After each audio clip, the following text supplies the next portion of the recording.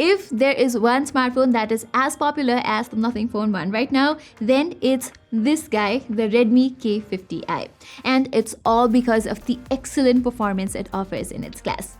It starts at just 26,000 rupees in India, and for this price, this phone offers a very powerful MediaTek Dimensity 8100 chipset.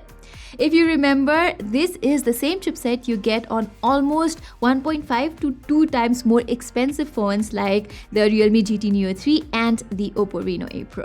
And what I really like about Xiaomi and Poco is that for the past 3 to 4 years, they have been continuously bringing in powerful gaming phones at a relatively affordable price for the masses. We first saw this back in 2018 with the launch of the Poco F1, and then the Poco X3 Pro last year, and in 2022 we have the Redmi K50i, which also goes by the name Poco X4 GT in other parts of the world. Also, what's great to see with every iteration is how Xiaomi is improving them, not just on the gaming front but also in other aspects, making them attractive not just to niche audience like gamers but to general users as well. Anyways, let's start this review with the gaming performance of this phone. Here on top of Dimensity 8100 SoC, Xiaomi has also offered flagship grade LPDDR5 RAM and UFS 3.1 storage. With this, the Redmi K50i is easily the best performance per dollar smartphone in this category. Just take a look at these benchmark scores. The Redmi K50i has a way better performance than any other phone in similar price range. And this directly translates into the gaming performance too. Titles like Genshin Impact, which is one of the most GPU demanding games out there, can easily run at the highest of settings on this phone. I was able to achieve a stable 30 FPS on average with 96% stability. I did notice the phone getting slightly warm near the camera module, but the liquid cooling solution of the Redmi K50i does a pretty good job of maintaining the temperatures. After 30 to 35 minutes into the game, we grabbed the CPU and battery temperatures climbed to just 43 degrees Celsius and 40 degrees Celsius respectively, which is not bad at all. To further check its sustained performance, I also ran a 20-thread CPU throttling test for 15 minutes, 30 minutes, and then I tested it for 1 hour. And the Redmi K50i was able to keep its graph green with the CPU maintaining over 90% of its peak performance in all the tests. So you will not find any major throttling issues or such on this one. Anyway, comparatively less demanding titles like PUBG Mobile can hit up to HDR graphics and ultra frame rates. Under this, the game is smoothly playable with a 40 FPS and 100% stability. But I know that most of us would prefer even smoother gameplay, so there's even a 90 FPS option when selecting the smooth graphics settings. But for some reason, the game drops to 60 FPS after just 45 to 50 seconds into the game, so it's clear that Xiaomi still has got to make a few refinements here. Newer releases like Apex Legends can also yield a stable 60 FPS gameplay in normal graphics and ultra frame rates. And since it also has a 144Hz display, we also played a few 120 FPS games. Injustice 2 is well playable at 120 FPS, but as it turns out, Critical Ops is restricted to just 60 FPS here. Besides gaming, the Redmi K50i is also a reliable phone for everyday tasks. I have been using its 6128GB variant and I am yet to face any issues regarding memory management. So you can expect a great multitasking experience on this device. And the experience gets even better with the well-optimized Android 12 based MIUI 13 interface. The UI experience is similar to that of any other Xiaomi and Poco phones, but most importantly, I haven't faced any software-related issues here, which is something Xiaomi phones are notorious for. The company is also committing to 2 years of platform and 3 years of security updates here, which is commendable. Another thing that's great about this phone is the display. You get a fast 144Hz screen with a 270Hz touch sampling rate, which results in a smooth scrolling experience and precise touch response. Plus, you also get 7-stage refresh rate support, which allows the display to switch between multiple refresh rates based on the content on the screen, which in turn results in better battery life. the actual quality of this screen is also pretty decent. Now, don't get confused, this is still an IPS LCD screen and it's not AMOLED, but Redmi has used what it calls a liquid FFS or fringe field switching technology that brings advantages like enhanced image quality and wide viewing angles. From my usage, I can certainly assure you that this display can produce great colors. Sometimes I even forget that this is an LCD panel while watching content on YouTube. It is that good. Along with that, there is Dolby Vision and HDR10 support as well. And it works perfectly fine on Netflix and other OTT platforms, so watching movies and series has been a slightly better experience. It does not make that big of a difference per se, but it is noticeable if you ask me. Now, something that could have been a bit better in the Redmi K50i is the speakers.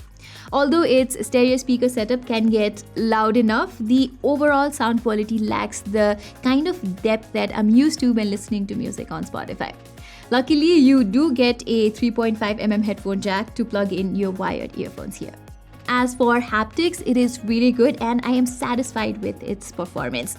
There's an X-axis vibration motor here which feels pretty crisp and precise when you type on the screen, just the way I like it.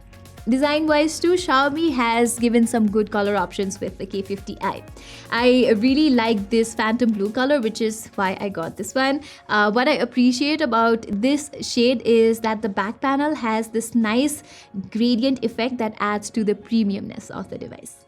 And even with such a reflective finish, it does not catch fingerprints and smudges. However, the Redmi K50i is not the most premium phone to hold in your hands. It has a plastic back as well as the frames, and I found it to be a bit heavier and thicker as well. So I did take a couple of days to get used to this form factor. After a while though, the phone felt quite comfortable on my hands thanks to its fairly ergonomic design. But sadly, there is no official IP certification here, which I found to be quite weird. Xiaomi used to offer an IP53 rating even in its budget phones, but lately they have been skipping on them. Okay, let's talk about the cameras now, and it's one of those areas where I was skeptical about the K50i's results since great performance often comes at a cost of below par cameras. But I was pleasantly surprised to find out that the Redmi K50i can capture decent if not great pictures. As you can see, the K50i shoots good images in well-lit conditions. The contrast is a bit high in general, but the photos still have a good amount of detail. I also compared its cameras to the Realme 9 Pro Plus, which we know has one of the best cameras in the mid-range price segment, and I found that Realme's photos still have better HDR and dynamic range in most situations. This is also true for ultra-wide-angle shots, and Realme wins in terms of detail levels too, but it's something that I would not nitpick on a performance-centric phone. Now, portraits is where the K50i delivers strictly average results. Like most mid-range Xiaomi phones, it turns the subject's skin tone reddish, which looks quite unnatural. The Realme 9 Pro Plus, on the other hand, maintains good skin tone and exposure. Selfies on the Redmi K50i did not impress me either. The reddish skin tone can also be seen in the selfies, and this time the photos are a bit contrasty too. In general, it struggles to maintain a good color tone when taking pictures of human subjects, whether it's from the front or the back cameras. So this is one area which I think the company could improve with the next OTA update. Moreover, the Realme 9 Pro Plus's images at night are also comparatively better than the Redmi K50i's, especially in low light scenarios. But in fairly well-lit conditions, even the Redmi K50i can take good photos with balanced exposure as well. Still, there is some noise in the photos which eventually improves with the night mode turned on. With this, the detail and sharpness levels get better as well. For videography, almost all the mid-range phones are pretty meh, and same goes for the Redmi K50i. Videos come out wobbly with just average quality. The 1080p 30fps mode has a steady mode option, but there's still some jerkiness in the videos. Okay, as for the selfie videos, you have the option to shoot at either 1080p 30 or 60 fps. If you choose to go for the 60 fps option, the videos are not going to be that stable, whereas in 1080p 30 fps the stabilization is relatively better. Other than that, I think the subject has this orangish hue, which is not something I really like. And about the audio quality, well, I think the audio comes out a bit sharp, but it's good enough for casual recordings. Finally, talking about its battery backup, the Redmi K50i is an easy one-day smartphone. With my routine activities, I was able to get 7 to 7.5 hours of screen on time here, and charging this thing is pretty quick too, since it juices up via a fast 67 watt adapter. It goes from 0 to 50% in just 18 minutes, and a full charge takes about 50 minutes only. So after testing the Redmi K50i by myself and my team, for the most part, I am really satisfied with it. This phone is undoubtedly a treat for gamers looking for reliable performance under 30,000 Indian rupees. But even if you choose it as your everyday smartphone, I am pretty sure that it will satisfy you with its overall performance. I have seen most reviewers complaining about the lack of an AMOLED display here, but that was not much of a deal breaker for me, especially considering that it is such a nice screen for an LCD panel. Plus, despite being a performance-centric smartphone, its primary camera can click decent photos too. So overall, the Redmi K50i, for the price, it's a killer deal. So guys, that is all for my full review of the Redmi K50i. Next up, we will be coming up with a very detailed review of the Nothing Phone 1. So stay tuned to our channel and don't forget to subscribe. Saying this, I'm Pratima and thank you so much for watching.